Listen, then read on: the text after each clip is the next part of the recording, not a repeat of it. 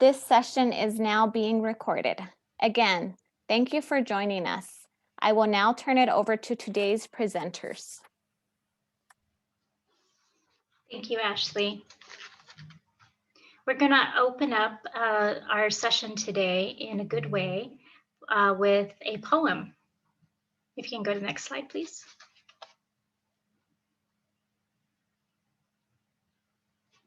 I'm going to be reading a short poem here by a two-spirit poet by the name of Tonka Chikala, or Preston Mercredi Fleming. He's from the Treaty 6 territory in Canada, and this poem is called They, Them.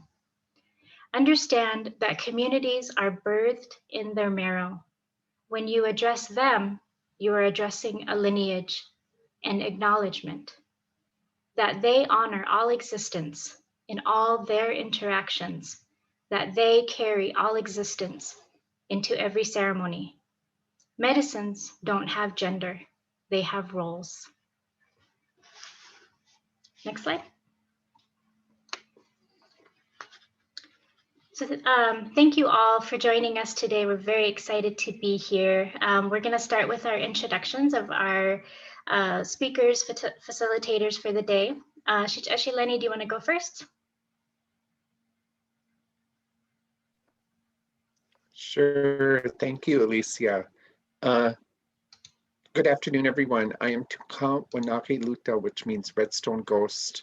My English name is Lenny Hayes, and I'm owner and operator of Tate Topa Consulting here in Minnesota. I'm actually a mental and chemical health therapist specializing in marriage family therapy.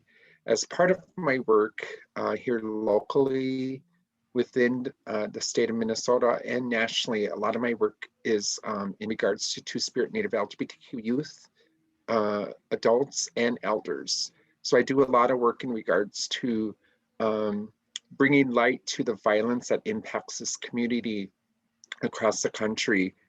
Thank you. Mr. Daryle? Ahiniwashte, good morning. I am calling in, I represent again from the Multnomah Chinook lands of Portland, Oregon, and enrolled citizen of the Pine Ridge Indian Reservation. I am currently a Native American youth advocate, really advocating for our Two-Spirit Native youth that are in the foster care system that sometimes lead into juvenile detention centers. And so one question I had, and hopefully you have this on your mind throughout the presentation, Two-Spirit, or do you recognize 2S when you talk about LGBTQ and making it a safe space within your organization or the place of where your employment is? Thank you. Thank you, Mr. Yad Eshe Dene She Elicia Goodsoldier Unishia, Toheglini Nishlero na Kai Washin, Naslandene Edasha Chedo na Kai Dashanella Tisa Andenasha. My name is Elicia Goodsoldier. I am an enrolled member of the Navajo Nation, but I also have Spirit Lake Dakota ancestry, and I am a TTA specialist with the Tribal Youth Resource Center at the Tribal Law and Policy Institute. And I currently reside in Boulder, Colorado. Next slide.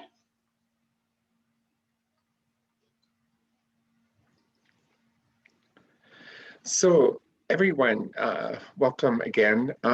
So what we would like you to do in the chat box, we would like to see your name. And if you prefer to use pronouns, please state which pronouns you use and what nation you come from. And we'll give you about 15, 20 seconds to do this and just kind of see who's in the room. So another thing we want to make sure too is that we're also creating a safe space, something Miso Daryle touched upon a little bit. So we just want to make sure that this is a safe space to share, and to be supportive of each other. And we ask that our relatives respect each other for having conversations, respecting pronouns, respecting gender identity, should anybody decide to disclose that during our discussion today. So we just really want to make sure that that we are creating a safe space for everyone today. Okay, so we see some folks from the Yurok tribe, Bishop Paiute tribe. We see some folks who are Tlingit, some folks checking in from Haskell, some folks providing their pronouns she, her. Awesome. I'm glad a lot of you are here today and going to be really learning a lot from both Misu, Daryle, and Shitashi, Lenny. Okay, if you could go to the next slide.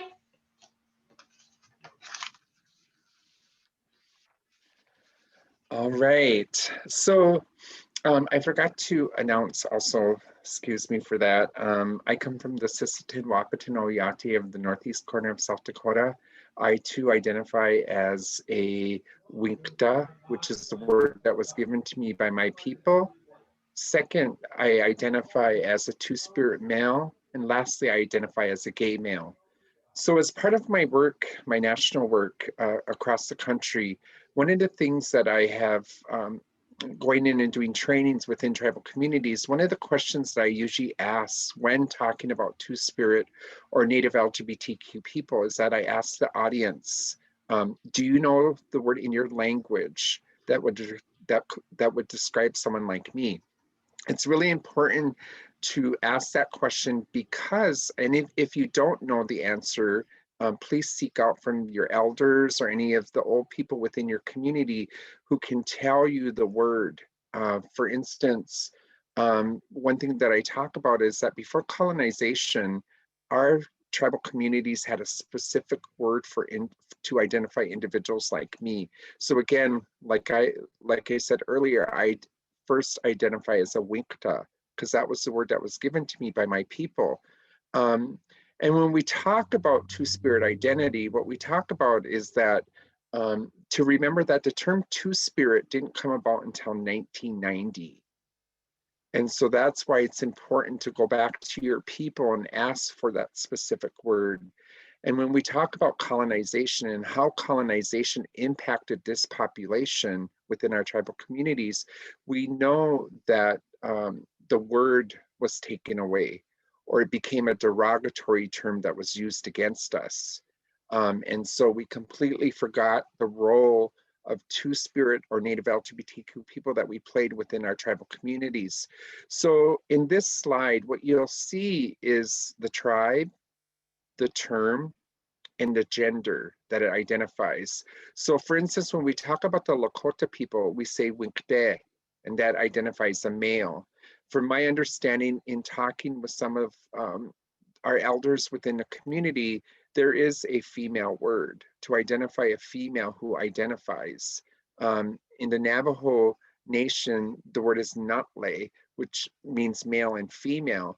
So again, this shows you that we have words within our tribal communities to really show people, you know, that that we had these words. One of the things that I also talk about too is that when we talk about lesbian, gay, bisexual, and transgender, those words were not in our language. So again, when you think about that, just embracing, for me as an individual who identifies, I really embrace the word Winkta, even though it was a derogatory term that was used against me growing up on the reservation. So there was a lot of shame in that. And until I did my own healing, and I learned to come to embrace that word. And so that's how I identify first. So I took it back, even though it was presented to me in a bad way. I took it back. So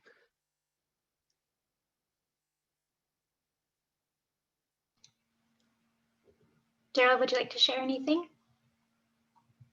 Yeah, so those are all great.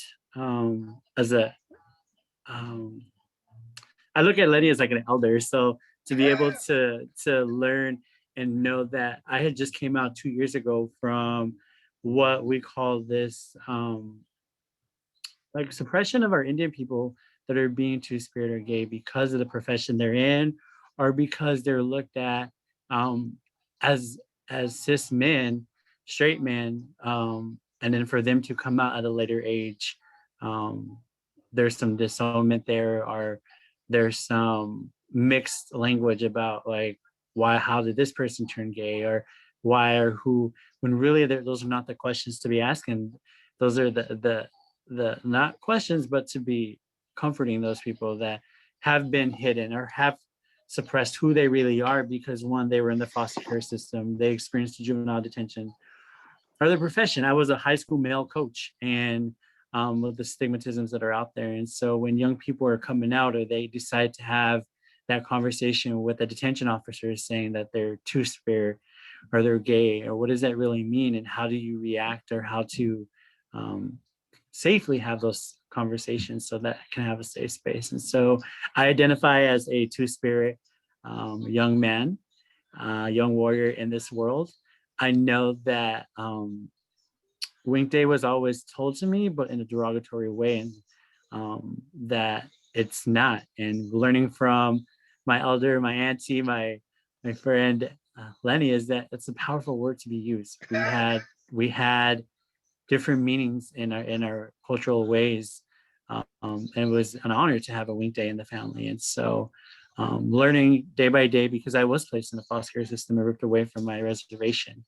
And so being able to come 2-3 years ago to speak about this, and to be a freely open two-spirit man, I'm excited for this conversation and to see what you guys can get out of these conversations. I know there's many tribes that are out there that have different wording. And if you know that and you're from that tribe, that'd be cool if you can put that into the chat so we can gather up those words. Thank you. Next slide, please. So I think there's a huge body of research out there that really talks about the overrepresentation of LGBTQ and Two-Spirit youth. And just to clarify, LGBTQ is lesbian, gay, bisexual, transgender, and queer. So there's a overrepresentation of LGBTQ youth in the juvenile justice system, and a lot of our relatives and our gender non-conforming youth are overrepresented, and there's a lot of the research is really showing about how the youth are double that of LGBTQ youth in the general population. And I think particularly LGBTQ youth of color face more discrimination and stigma that really leads to the criminalization and increased interactions with law enforcement and the criminal justice system. So we hear things like family rejection and family instability and poverty that actually result in homelessness, and that has been a pipeline to incarceration and vice versa. So I'm wondering if the both of you can just kind of talk about maybe some of the youth that you have worked with and what you've seen in your work with the overrepresentation of LGBTQ and Two-Spirit youth in the justice system. Yeah, so being a product of both populations and being able to come full circle and work within the organization I am, we look at the historical trauma. We look at everything that our young people have been through, especially our kids that have been in the foster care system and their guardians have been in the foster care system. And so how do we really engage in those conversations of breaking the cycle without going through some tough love, going through some experiences? And it is unfortunate that our young people run away from those healing spaces because they don't know what healing looks like. And particularly I have a youth right now that I'm working with that has hit that healing spot and wants to run and wants to forget all the work they have done, but they're there to break the cycle. We're here breaking the cycle. We're here to be a leader in your community, within your family, that you can break that cycle and break that pipeline. We're all too far from that cradle to pipeline where we're born and already been placed in the foster care system. And then we run away because we don't like the situation or what's going on. and we don't have any other establishments than to put them into juvenile detention center. My experience was when transferring from one home to another home, there was not a space available till the next week, that Monday. So they placed me into the juvenile detention center. Well, if no one's experienced that before, what happens? Then you go in to fend for yourself, because there's situations or things that happen that are young people that don't know how to fend for themselves. And now they have to, now they catch a case. And so the one thing we're supposed to prevent them from and keeping them from, we put them in because we don't have spaces somewhere else. And in many cases also, those kids end up finding homes on the homeless side of the camp. Back home in Denver, our homeless youth rate is high. There's programming that are out there, but they don't feel safe. One correction I want to see on here is the LGBTQ. We don't have 2S on there, and we speak about it. And if I'm a young person, if there's no 2S or there's nothing within our native Two-Spirit language out there, I'm still going to feel like it's not a safe space. And so it's a little learning tactics that we learn every day within our context of interacting with young people. But knowing that there's hope at the end, and knowing that you're breaking the cycle and that you don't want to repeat this within your own kids or within your own nieces and nephews. And so at the end of the day, having that drawn out plan or our goal to say that you're breaking the cycle is huge. And until we can heal our healing and making sure they're not running away, these numbers are still going to go up, especially within the pandemic numbers right now. And so I'm hopeful, and I hope that our young people, when they start seeing the language Two-Spirit or 2S in literature, that they'll have a safe space and that these numbers will go down, especially our homeless numbers.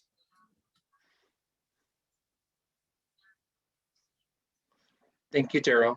One of the things I want to do a shout out to is that today, March 31st, is International Transgender Visibility Day.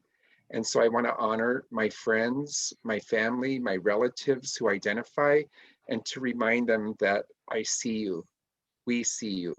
So it's really important.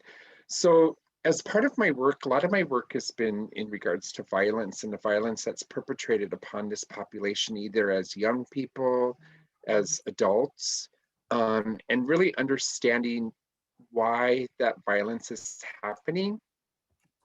And one of the things, and the reason why I do this work is because I am also a survivor. I'm a survivor of many things, but I also say that I'm a survivor of the foster care system.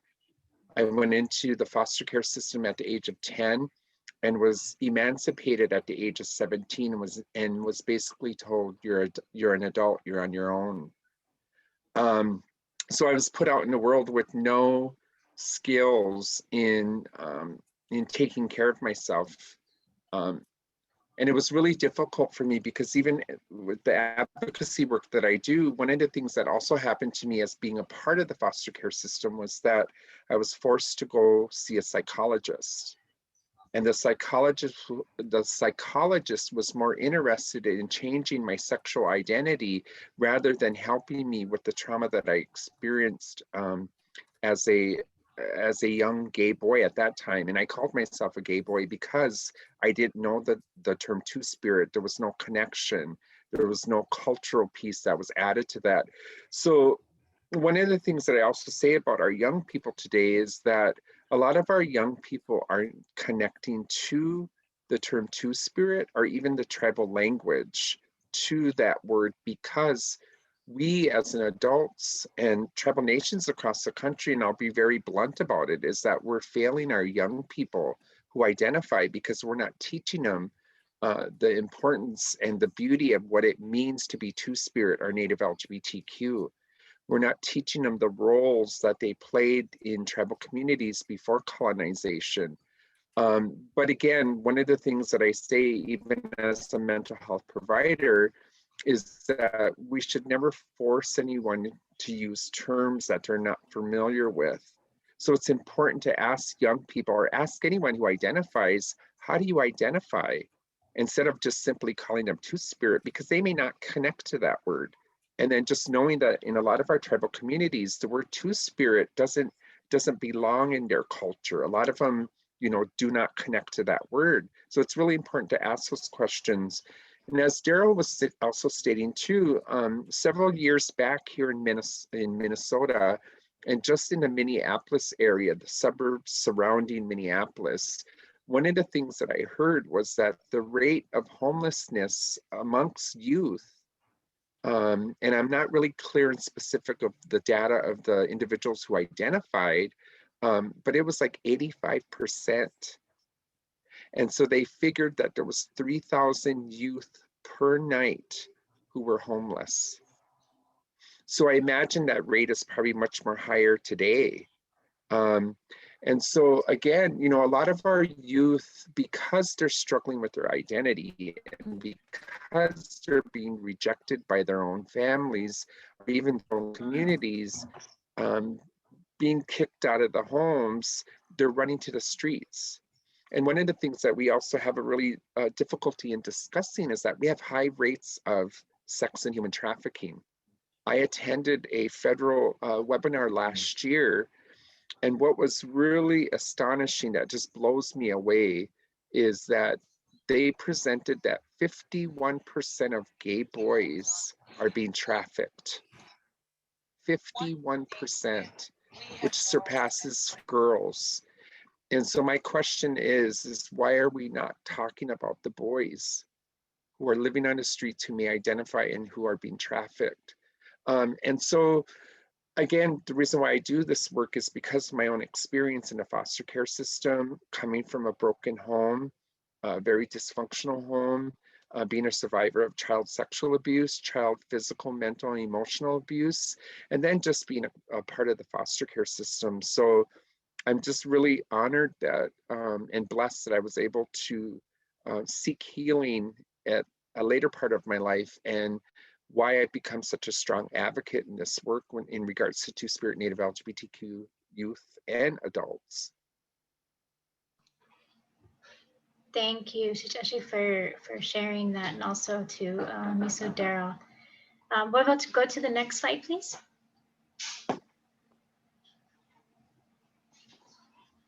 So if you go back into the lobby of the conference under resources, we compiled a list of resources, a list of reports that really talk about you know, some of the issues that are facing LGBTQ Native youth and Two-Spirit youth as it pertains to youth incarceration, but just also many of the psychosocial issues that they're facing. And so this is just a snapshot of some of the resources that we have in there. Actually, Lenny, I don't know if you want to talk about you know, some of the reports that you've been a part of here. Sure. So for me, when I talk about Two-Spirit Native LGBTQ people, if you notice, I usually say Native LGBTQ. And the reason why I say that is because this population is usually an underserved and often underreported population. And so the reason why I say Native LGBTQ is because specifically, if you look at some of these resources that we're presenting today, these resources are specifically on Native individuals who identify. Because when we look at the national statistics, a lot of them will be LGBTQ, but the issue with that is that how much of that data do we know is Native specific? And so for me, that's why I'm always acknowledging my community by saying Native LGBTQ, because then I'm specifically talking about the population. But these are all great resources. The 2015 US Transgender Survey is a report that was specifically done on Native transgender population and their experiences. If you go in there and see the rate of violence and all the many issues that impacts this community, you will see what's happening within the Native transgender community. The Indigenizing Love Toolkit is an amazing toolkit. I believe we will also be providing that link to that, but that comes from the Western states. And one of the individuals who led this project is also a very good friend of mine, and I just honor her. And she also identifies as Two Spirit, but she brought together a group of 3 young people who identify as Native Two Spirit or LGBTQ, Native LGBTQ, and they created this toolkit specifically for Native youth to be accepting of youth who identify. So that's a great toolkit, and that's the first toolkit that's ever been done nationally. The Human Trafficking Leadership Academy, I graduated last September, and what we did was 12 of us Native individuals came together to specifically talk about human trafficking amongst our Native youth and coming up with recommendations. So if you go into that report, you'll also be able to see the report and read the report and our recommendations.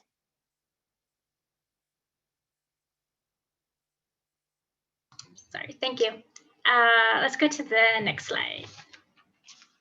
And I will post the Indigenizing Love Toolkit. I just posted it into the chat box, so I really encourage you all to check that out. Did we miss a slide here? Can you go back? Oh no, okay. Sorry, that we were on a different slide. Okay. So resiliency, I think that, this is one of those buzzwords you hear a lot in trauma-informed work, and just in social service work. But, the reality is that, we as Native people in general are, we are incredibly resilient when we think about some of the things that we've gone through, some of the issues that we face in our communities, as well as the historical and the intergenerational traumas that we've experienced, that our ancestors have experienced, and we're carrying that in our DNA. I think resilience is just something that that we carry with us, and so for our Native LGBTQ and Two Spirit youth, they are definitely demonstrating resilience, and I think that Miso Daryle is a really great example of that. And so I want to ask the both of you if you can just kind of talk about where you found your strength and where you found that resiliency.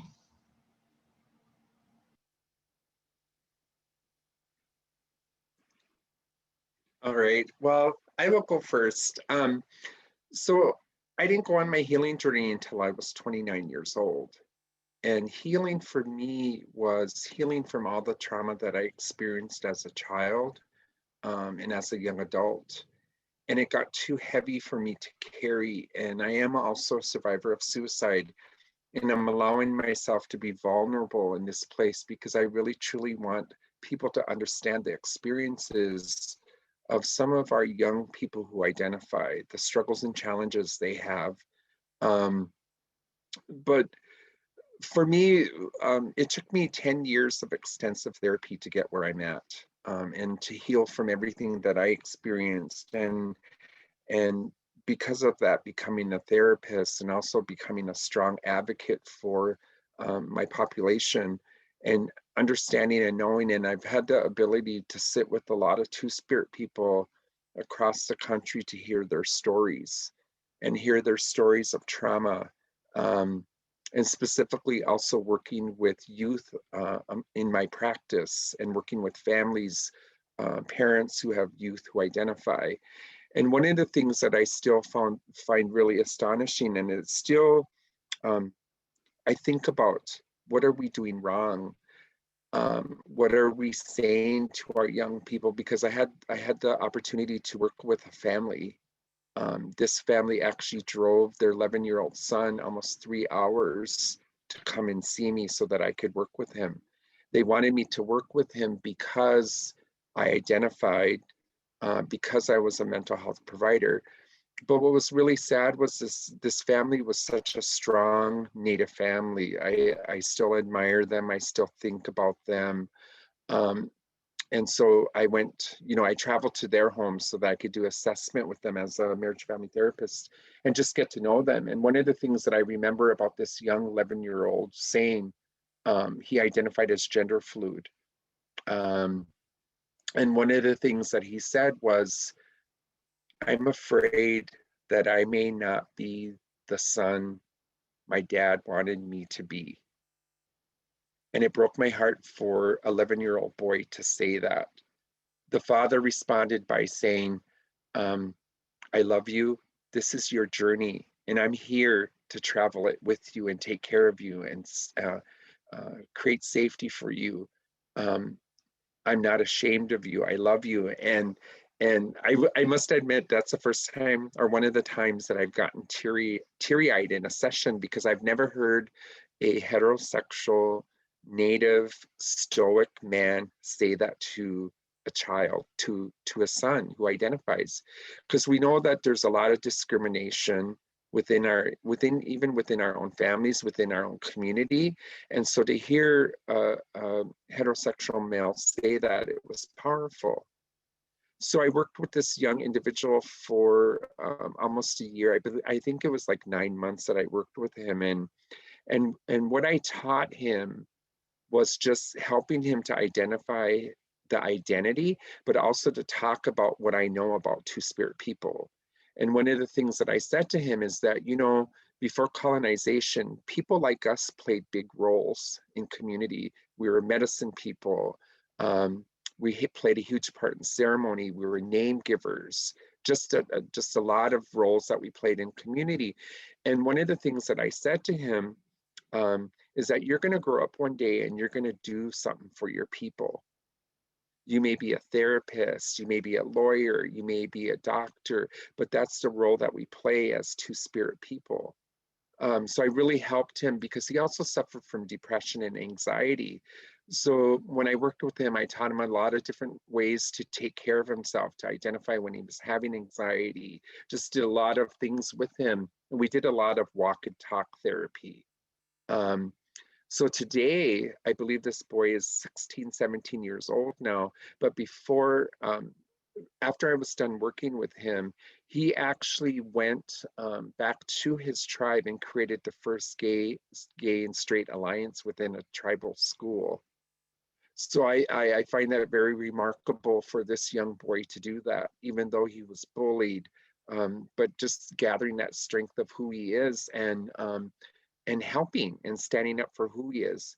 So again, we really have to think about, the violence that our young people experience. Because I always say too, I've been advocating for years, and hopefully one day this will happen. But one of the things that I want to see is a curriculum developed specifically for Native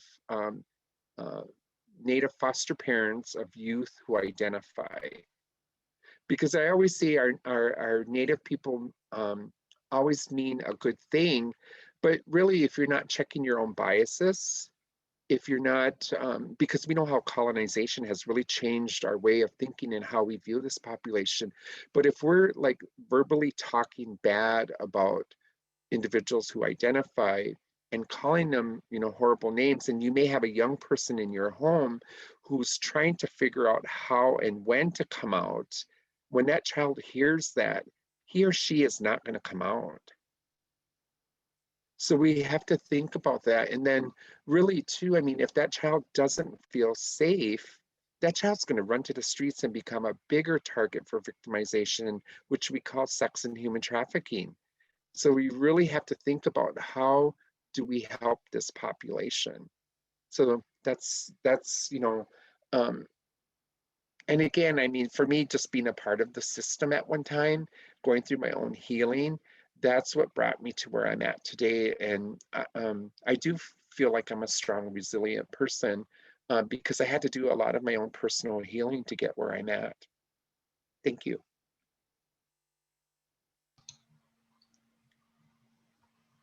So Daryle, do you want to share anything? Resiliency has always been a tough word for me, because it just is not, it's a colonization word, I feel like. And when we come up with a strong word for in our native word or wording, what would that look like and what would that be? Because it's overused. And how do we explain resiliency when somebody has gone through a treatment center and people are saying, you're going to be resilient, you're resilient, but then they fall back. Or there's a failed adoption, or there's a failed foster home, and we put them back to square one and saying, now we're going to build resiliency. How do we do that? And what do you say when they've already gone through that? And so to me, it's always been, what's the big picture? Like when people ask you, what do you want to do when you grow up? Like they still ask me that. And I'm like, there's so many things that come to my mind. And so when we deal with our young people, our Two-Spirit foster youth, how can we connect you to your Two-Spirit communities? And rewording that, and what Two-Spirit person do you know? I always say this when I give my Indian child welfare conversations is, do you ask the questions of, do they know their aunties and uncles? Who are they? Do they know? Because in my experience, if they would have asked me, and I was 11 years old, like I didn't know what was going on. And if you asked me, where's your auntie or your uncle? Instead of, do you have extended family? The 11-year-old don't like extended, like what does that really mean? But if you had an auntie and uncle or cousin out there, where are they at? And then you would feel connected, like, okay, well, my aunt and uncle's right down the street. Like, and my aunt tells me that story all the time. If they would ask you that, if they would have put it down in youth-friendly language, they would be connecting. I think the networks of support that are out there, if it's youth-friendly, young people friendly, having those conversations will be more beneficial. Really quickly too, though, Mason, I was wondering if you could maybe talk a little bit about,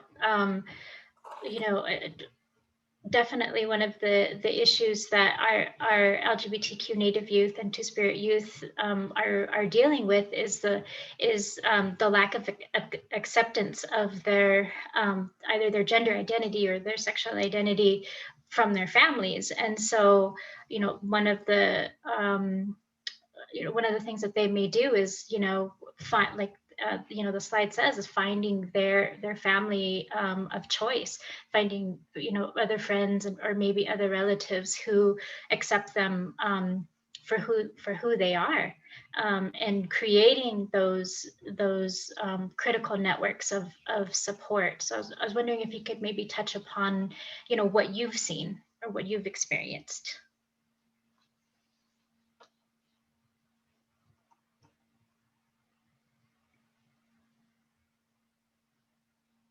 I think you're on mute. Yeah, like your family, extended family, and then you have family and families. And so respecting the young person when they say, that's my family, and that's who I click with, and that's who I bond with, and respecting that. Far too often as professionals, also, and I often get caught up with that as saying, okay, that's not really your family. Like, I don't see the connection, but you're not living their life.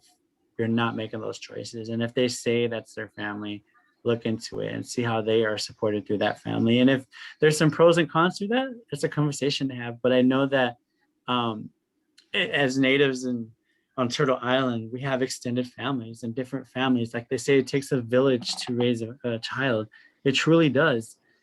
But when we get caught up in our own jurisdiction and our profession, and we don't think about that, but we do think about that when we take that hat off. We still need to think about that with our young people that we're working with our Two-Spirit communities. I know in Denver, when I was out there, I didn't really want to say, okay, I'm part of this community without people knowing or questioning me of if I'm Two-Spirit or whatnot during that time. Again, it's comfortability. The young person will share their story. They will share when they've built that trust. It goes to the U.S. government and tribal governments building trust and how that works, and understanding that not all of us, there's over 500 nations out here that are working with government to government, but how does that look? It looks different, but we're all cooperating together. And so you're respecting that, and youth and young adults have families that are within their families, within their circles. And so there's different circles, and when you look at it, there's a circle and a circle, and they all come together And so they're all connected together at those circles. And so just respecting that their family may not be a traditional family. It could be a different type of family. And again, it goes back to taking a village to raise individuals. Thank you.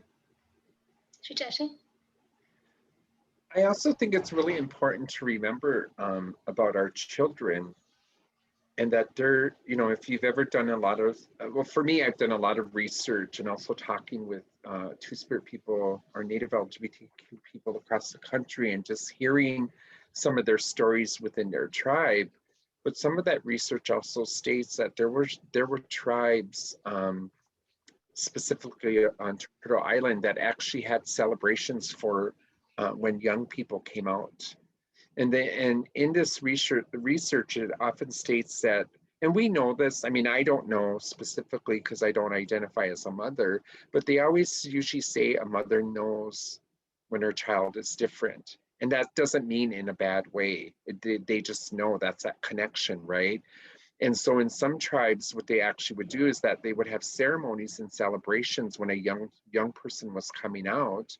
And then one specific Apache tribe that I've talked to, individual who identifies, but what he told me was that they would put a male or female object out, and whatever that child went to first, that's how they raised them. And it wasn't a bad thing, right? It was honoring them, and just knowing and learning a lot of our ancestors, like Hustine Claw. We talk about Weewa, who was today she would be identified as a Native trans woman who was an ambassador for her people. So again, just learning all about that history of who we are. We've always been here. So for me, I still have a connection, even though I was a part of my foster care system, a part of the foster care system, I still have a connection to my biological family. But like Daryle, I have a lot of friends across the country who identify who I call my family. And that's okay. One of the things I really would like to really talk about is like some of our tribal programs, finding a good mentor, somebody who's someone who identifies, and helping mentor these young people, because we have to create a space of love and support for these young people who are part of the system. Because if they don't, then they're going to face a lot of the issues that a lot of us adults who identify have faced and gone through. And some of us have come out of it, but some of us are still trapped in addiction of many, many sorts, stuck in our trauma, and so it's really important for us to create these safe spaces for our young people. I agree, thank you. Somebody had put in the chat about what does LGBTQ stand for. So before we move any further, I just want to answer that question. It's lesbian, gay, bisexual, transgender, and queer. Okay, next slide. So, you kind of touched upon, some of the ways that we can help our Native LGBTQ and Two Spirit youth. And so I don't know if you guys want to maybe talk about some of the pieces here, just expand a little bit more on them. Well, as part of my national work, one of the things that I always say is that we do really well in urban communities, but we don't do well in tribal communities. And those are the ones that I worry about, the young people, the adults who identify, because what's happening is that they're not getting the proper services that they need. And a lot of our individuals who live on the reservation, they're not getting properly supported. We have a lot of biases within our tribal communities in regards at looking at this population. So a lot of them will often just go in within themselves, and they suffer from a lot of mental health issues, addiction issues. And so, and I've always said that as an advocate and a strong voice for the community across the country is like, we need to do a better job. especially within our tribal communities, our reservations, our rural areas, in helping this population. But also too, one of the things that I'm also a part of is Dakota Family Clinic here in Minneapolis, in one of the suburbs of Minneapolis. I'm actually a co-facilitator of a Two Spirit Native LGBTQ youth support group. And we couldn't get enough youth who identified here in Minnesota to be a part of this group, so we actually made it national. And so it's a space for young people to come and get support. And it's not all about just talking. We have integrated activities. One of the facilitators, well, actually two of the facilitators were the ones who were a part of this Indigenizing Love Toolkit. So we're integrating some of that work in for the youth to help them. And one of the things, I'm happy to see, like, I believe in Daryle's area, they have his organization he works for, they have a youth group for individuals who identify, which is awesome. And the Portland Indian Health Board is also doing some good work in regards to Two Spirit Native LGBTQ. And so we have all these places that are trying to service our young people in a good way. And if you have the ability, then create some resources within your own community to help these young people.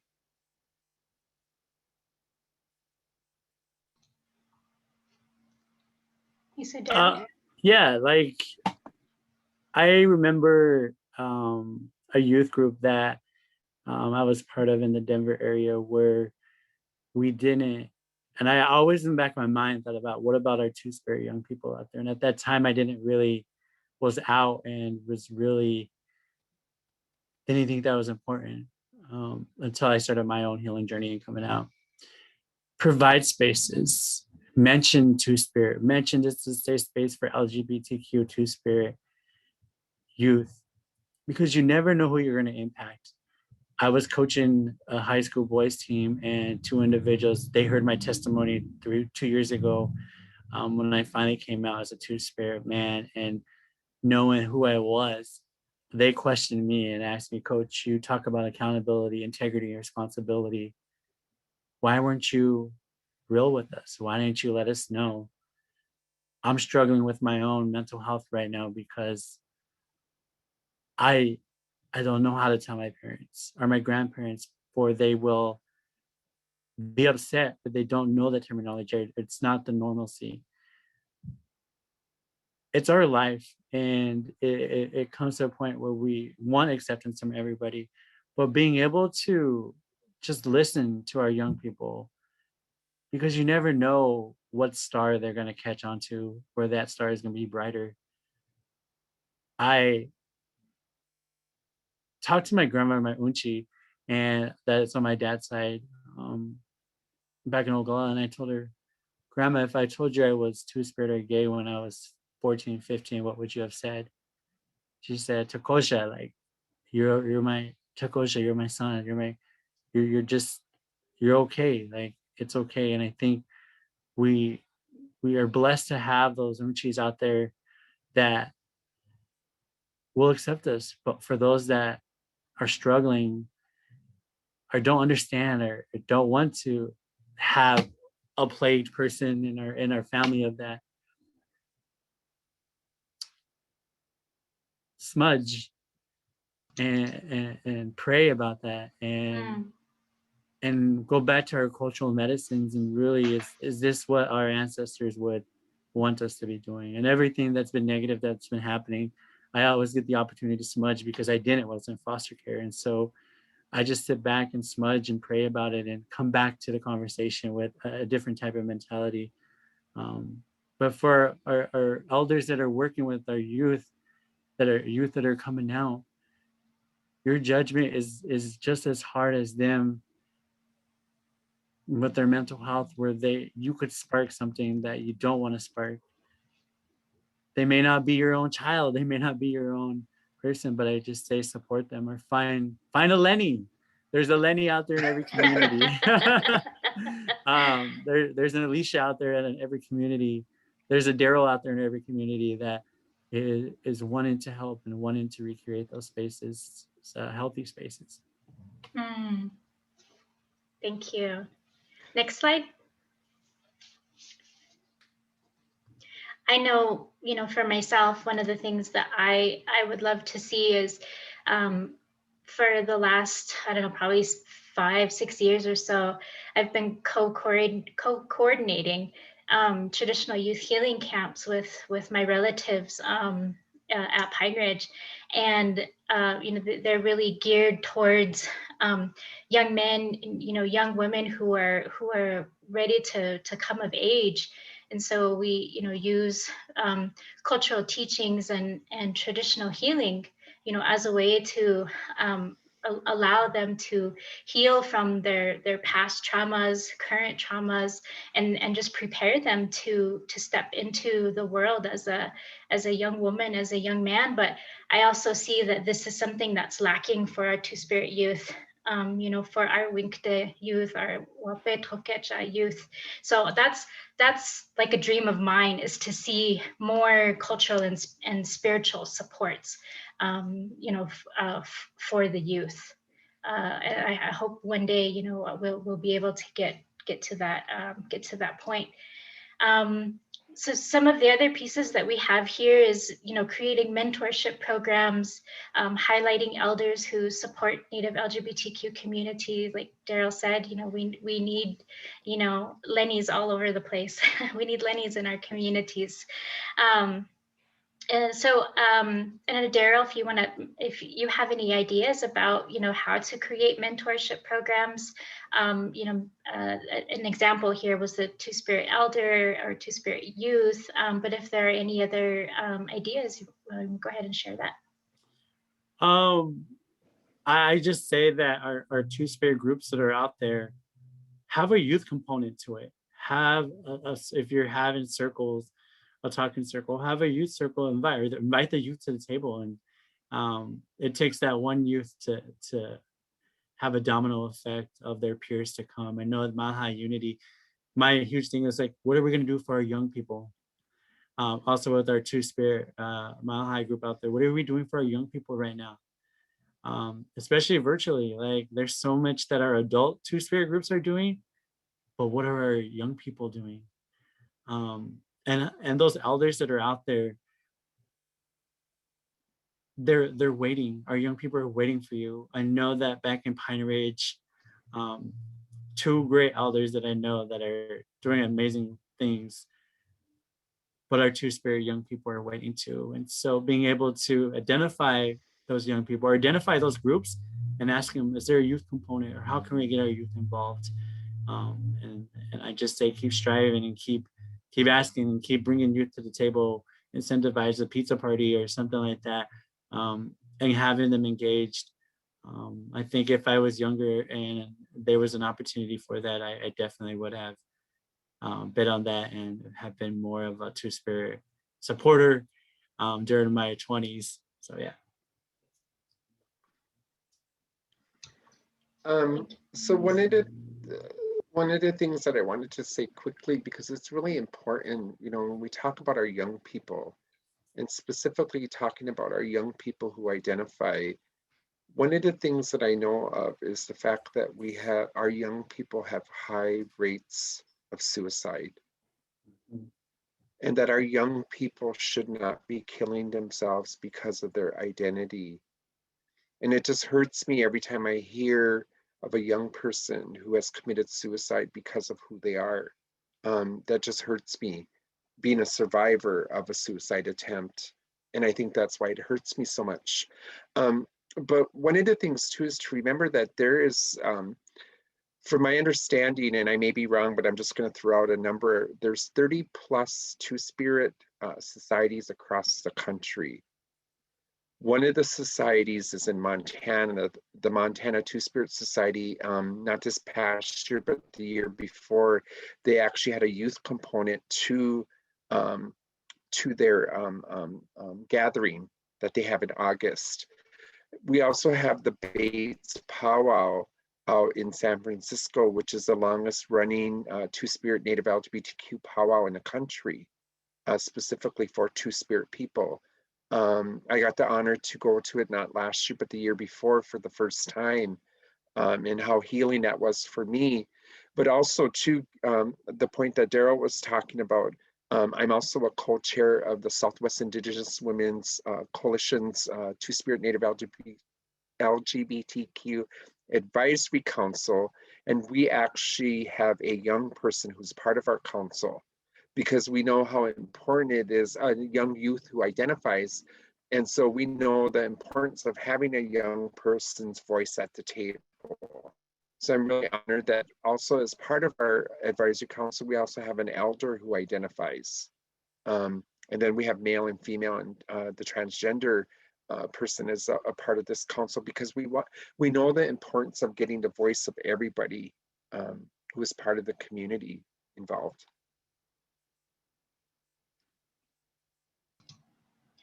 And I also think too, you know, when I think about some of the things that I've heard over the years from, you know, my elders about what is it that our young people need to prevent, you know, long-term impacts from trauma. And I think, and it's real simple things like providing comfort and prayer and belonging, you know, giving love and providing a purpose and direction, and even just listening.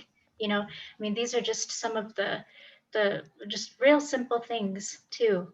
And so I just wanted to add that. Okay, let's go to the next slide. So we have about 15 minutes, and so we just want to make sure that we leave about 10 minutes for a question and answer. So if you guys want to, you know, talk about some of the other ways in helping young LGBTQ and Two Spirit youth is really addressing the biases and the assumptions that exist in our communities, especially or specifically our tribal communities. And so I don't know if, you know, if the both of you want to just speak on how we can address these and how we can better support the youth to reduce that discrimination. Yeah, I want to say visual marketing is important. Visual looking at, if I'm a young person and I see the pride flag or a Two Spirit symbol or anything saying it's a safe space, I'm entering that space. And that goes to showing your pride for anything. Like, I know on my reservation when I go and I do a lot of observing, I don't see a pride flag or anything welcoming us. And there's so much marketing tools that are out there from different organizations that can provide that. Or maybe it's just that people are not that experienced in those roles that it's hard to talk about. The first thing you can always do is respect people. It's our golden rule. It's our number one thing, is to respect individuals as they would in any of the spaces. So respecting their pronouns. Mispronouncing someone is huge, especially a young person that's transitioning. Personal experience, I moved out to Portland, and Portland is amazing. Pronouns are huge. Every time we do our introductions, we make our pronouns.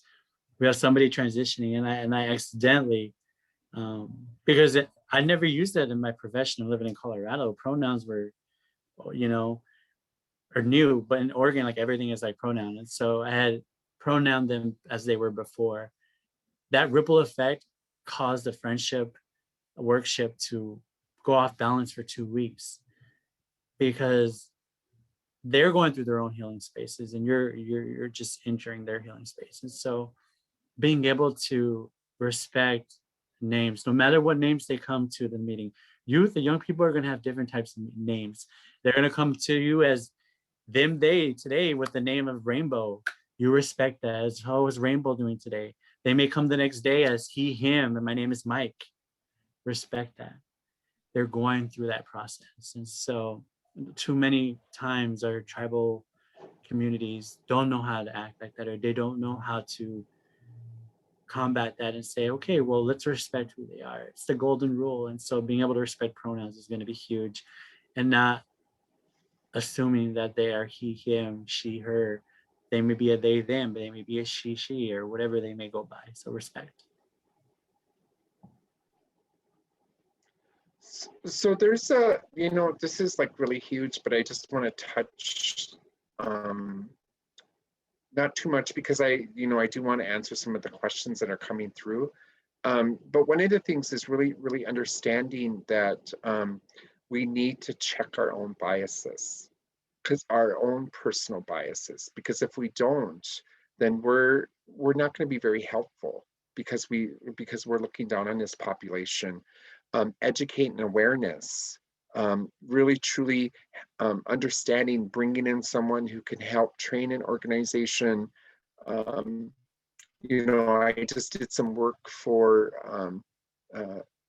in Rosebud for an organization to help them, and then for them to send me an email and say, hey, I just wanted you to know that we're working on creating gender neutral bathrooms. That is huge to hear that in Indian country, right?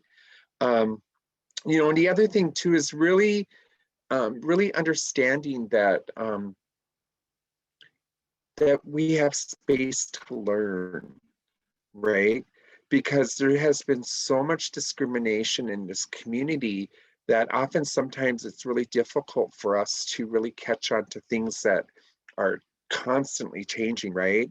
So one of the things that I tell people, for me, and I respect people who prefer to use pronouns. I don't use pronouns because I believe it's a form of colonization, but I understand where pronouns come from. So I'm always telling people, call me Lenny, call me human being, that's who I am.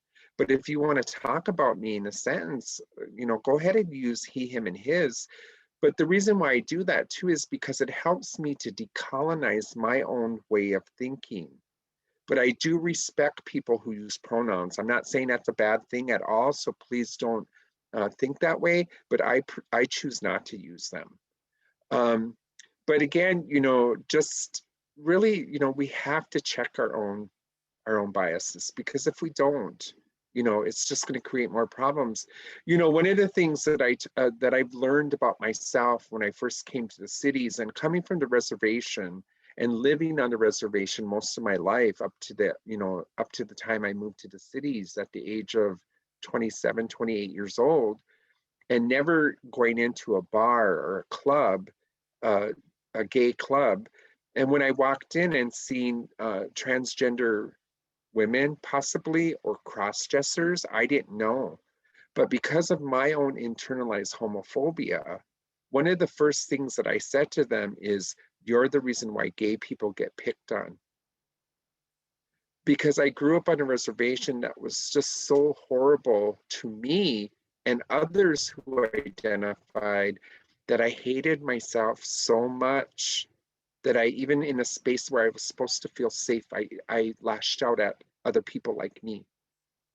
So sort of think about that when we think about our young people. If we're doing those things to them, they're going to hate themselves even more.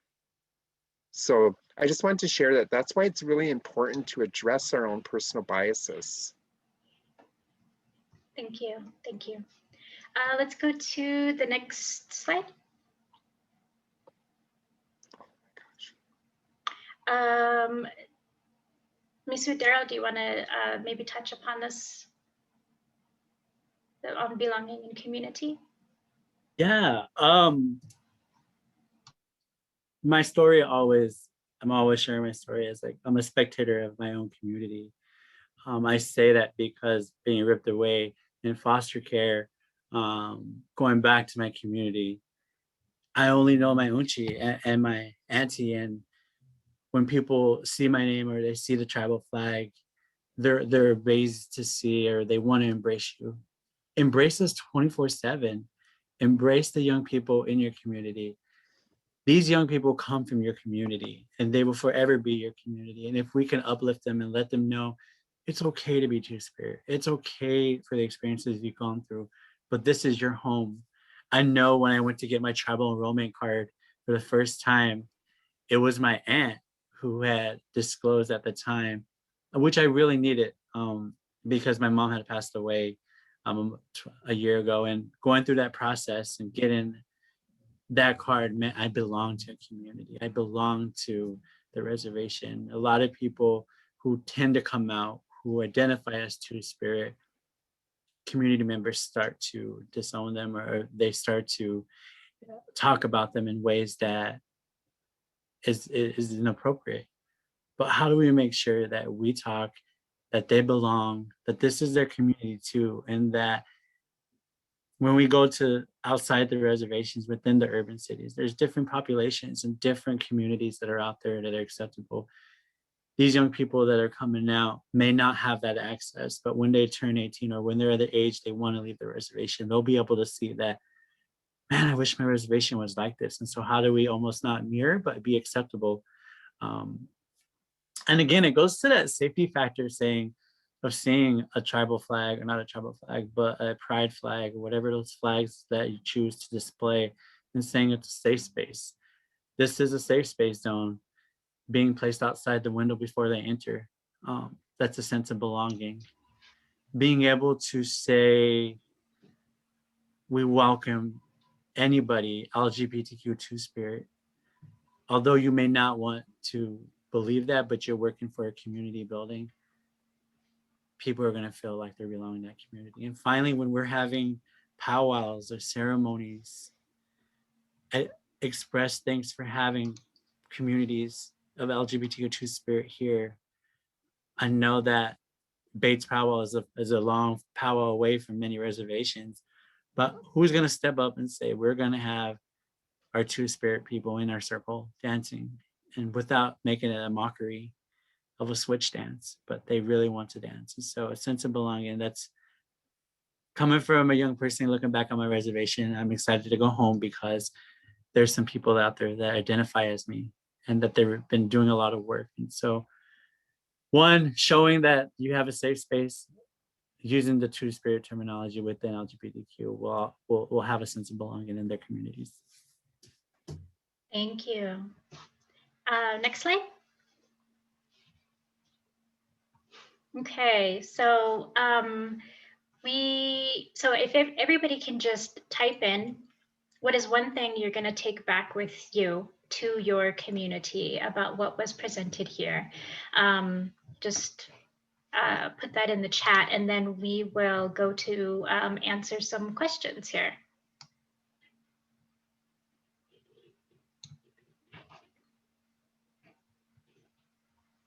So one of the questions that was posed is, what are some suggestions for potential resources to Native and non-Native elders, older people who make strong statements against individuals who identify as LGBTQ and Two Spirit? Wow. I just talked about that this morning in another presentation that I just did. But one of the things that I think it's really important, because I've experienced this even with my own family, and let's just name it. I mean, my family members, some of them are very religious. And even just to even call me out because I'm part of ceremony and you know, all of that.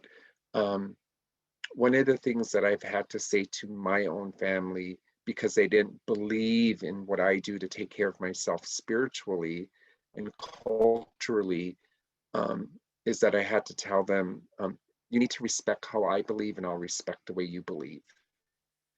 And it's really hard to do that because, you know, and we have to really remember that colonization has really changed a lot of the way that we think and act. And so we really need to think about, you know, and really understand, is that really a part of our culture to think that way? And I'm not saying that, I'm not trying to get people to like change your thoughts or however they want to believe, but challenge your thoughts. That's really important to do that. Thank you. Somebody had asked, how can we apologize when we make the mistake? And I think this was in reference to pronouns. And Misu Daryle said, accountability, own the mistake and let them know you're working on it, and we'll move forward with the respected pronouns. So I just wanted to make sure we highlighted that. So we'll do one more question here before we close out. In your work, do you work with non-Native students that are LGBTQ? I do. And it's tough because as anybody looks into our rich culture and to our ancestors, we come from thriving leaders, thriving chiefs, thriving women, Two-Spirit community members. And it goes to that issue or that challenge is that now everybody wants to be Indian. They want to be involved or they want to become Two-Spirit. And I have to remind them, you don't become that. It's something that you're lived with, you're born with, whatever that may be, opinion, asterisk. But when non-natives want to be and say they want to identify as Two-Spirit, we really question them and say, what makes you want to be part of this community or want to be? You can always be an ally. We need allies. In a time frame we are in right now, being an ally is important. I always ask our young people that question. And it's the accountability part. Are you wanting to do it just so that you can have a tag or you can be part of the community, but also what are their communities not doing to reach them? And in the field that I'm working in, we welcome anybody. And so we don't have no disclaimer if you're Native or non-Native. We welcome you. And they go through that journey, they go through that process. And sometimes they walk away saying, this isn't me, or they learn new customs, they learn new things and become an ally. And so communication and communicating what it really means to be Two-Spirit or identify as LGBTQ2S and having those tough love conversations. Thank you. Thank you. Let's go to the next slide, please. Okay, so thank you all for joining us here. We just want to quickly highlight OJJDP, our host, and these are the wonderful relatives that I get to work with day in and day out. I encourage you to all go to ojjdp.gov to check out some of the resources there. Next slide, and we're going to have Lenny do a closing here, but really quickly, there is an evaluation link in the chat. So again, I want to thank you all for attending session C2, building the capacity of tribal youth programs and communities to prevent and reduce juvenile delinquency with Two-Spirit and LGBTQ youth. As a reminder, there's a link for workshop session evaluation in the chat box. Please click on this now and take a moment to complete the survey. There's also a sign that links to session evaluations in the main lobby. Your feedback is greatly appreciated. And if you've been unable to join a session that you're interested in, a recording will be posted on this platform and will remain up until April 30th. After this time, you may find recordings of all conference sessions at tribalyouth.org. Next slide. Shujeshi, you want to give us a closing? Sure. All right, grab your medicines and please remember to smudge yourself down because, you know, this conversation was rather heavy and really talks about how much violence is perpetrated on this community. So Takashi